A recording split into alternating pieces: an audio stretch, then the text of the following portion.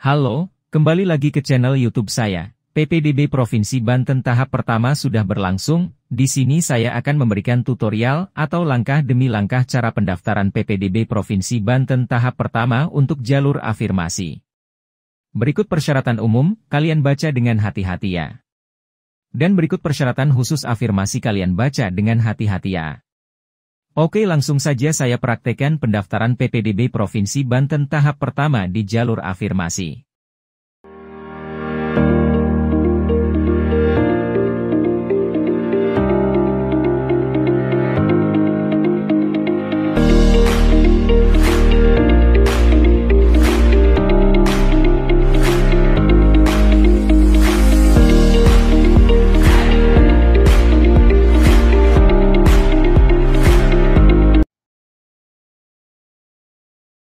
Assalamualaikum warahmatullahi wabarakatuh. Kembali lagi ke channel YouTube saya.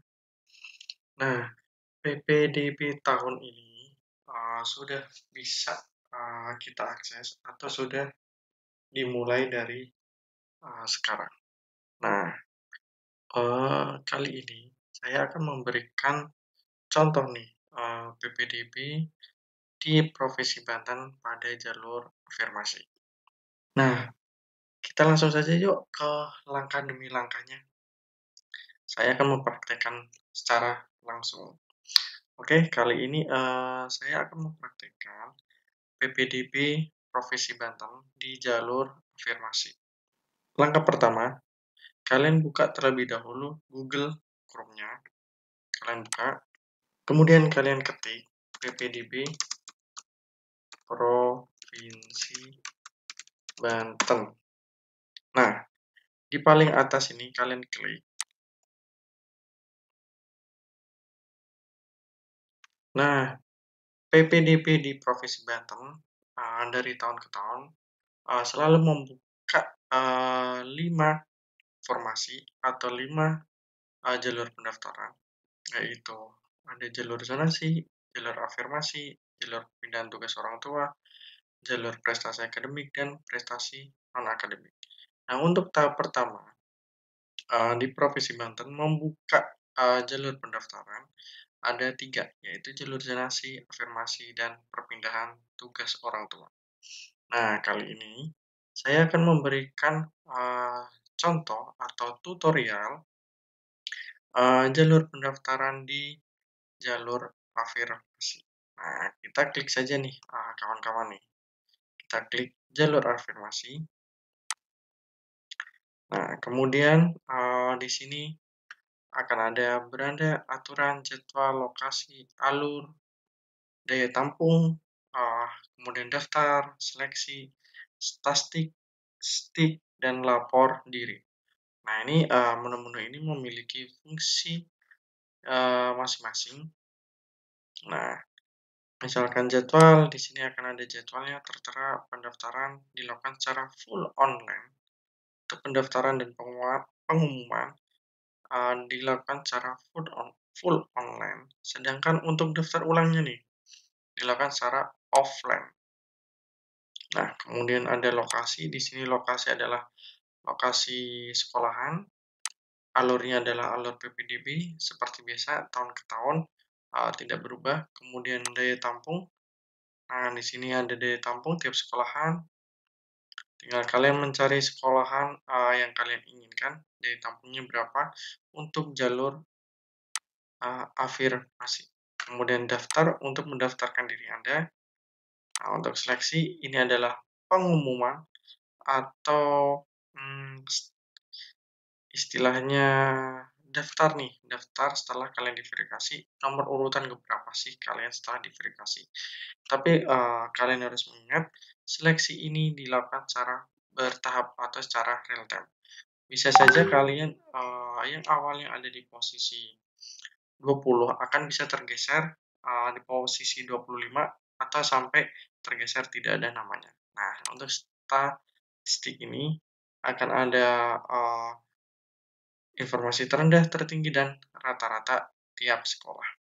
lapor diri, ini adalah fungsinya untuk melaporkan diri kalian uh, setelah pengumuman berlangsung. Nah, setelah pengumuman, kalian harus melaporkan diri. Setelah kalian melaporkan diri, kalian harus daftar ulang ke sekolah masing-masing. Nah, kita langsung saja ke daftar. Setelah kalian klik daftar, di sini akan ada sebenarnya akan ada 6 tahapan. Yang tahapan pertama adalah nomor peserta, tahapan kedua adalah info peserta, tahapan ketiga adalah unggah berkas, tahapan keempatnya adalah pilih sekolah, tahapan kelimanya adalah cek ulang data, dan tahapan keenam atau tahapan yang terakhir adalah selesai. Nah, di tahapan pertama ini akan ada beberapa isian, salah satunya adalah input NISN, sekolah asal, jenis lulusan, tahun lulus, dan kode keamanan. Oke, langsung saya akan mempraktikkan nomor induk NISN-nya. Saya isi, kemudian pilih sekolah asalnya adalah dalam provinsi, kemudian jenis lulusannya adalah reguler, tahun lulusnya adalah tahun 2024, kemudian kode keamanannya kalian harus isi juga. Nah, setelah semuanya sudah terisi, klik lanjutkan. Nah, di tahapan kedua nih, info peserta. Nah, di sini kalian harus mengisi satu persatu informasi pribadi kalian seperti status siswa afirmasi atau ABK, kemudian keikutan serta dalam keluarga tidak mampu ataupun ABK, data asal sekolah, alamat, kemudian nama orang tua dan nomor HP, dan yang terakhir adalah titik koordinat rumah kalian.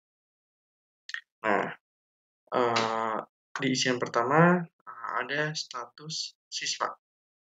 Nah, status siswanya di sini saya adalah siswa keluarga ekonomi tidak mampu.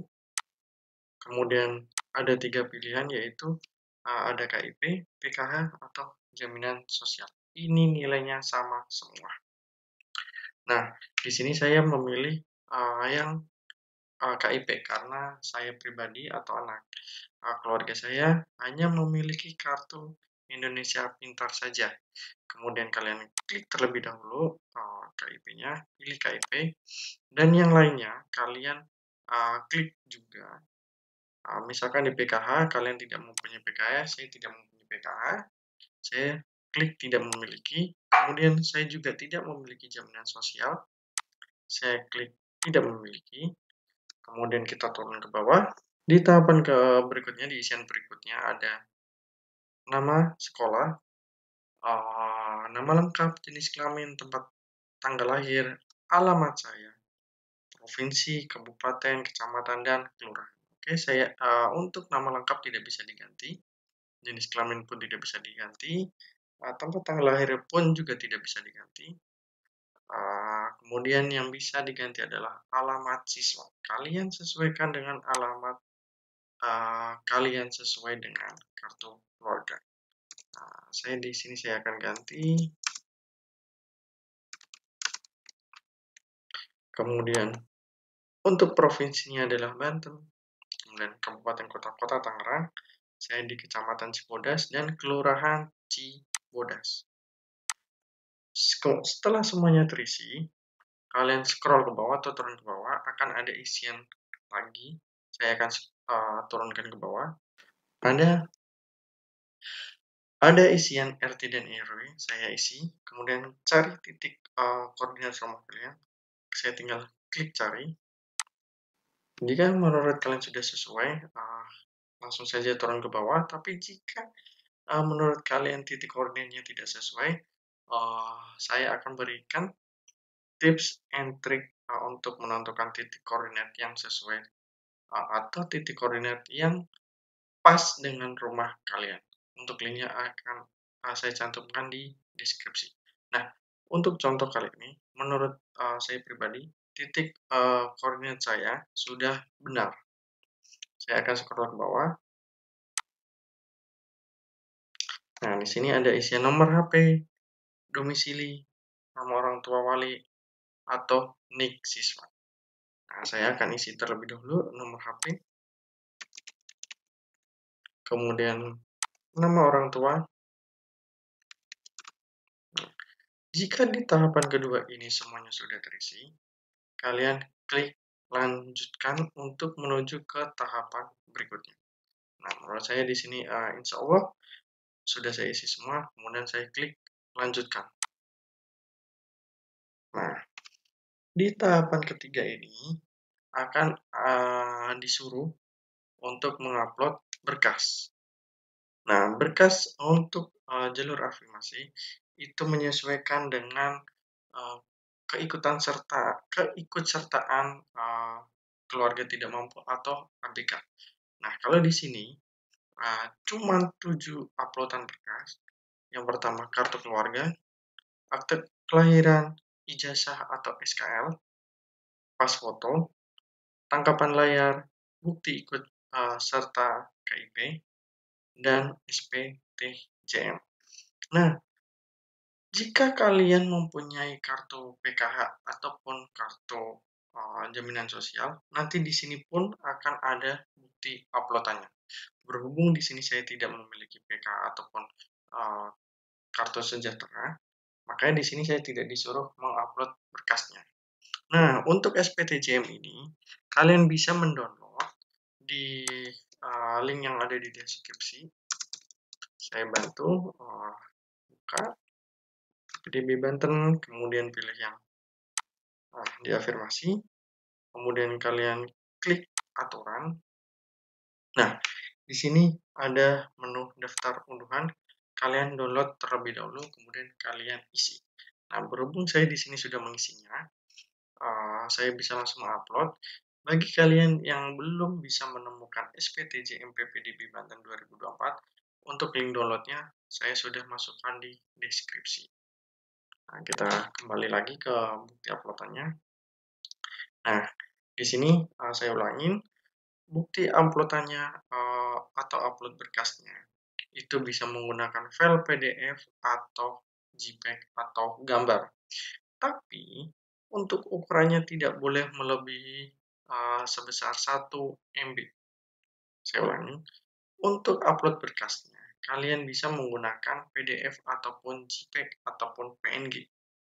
Tetapi untuk ukurannya tidak boleh melebihi ukuran 1 MB atau 1 MB.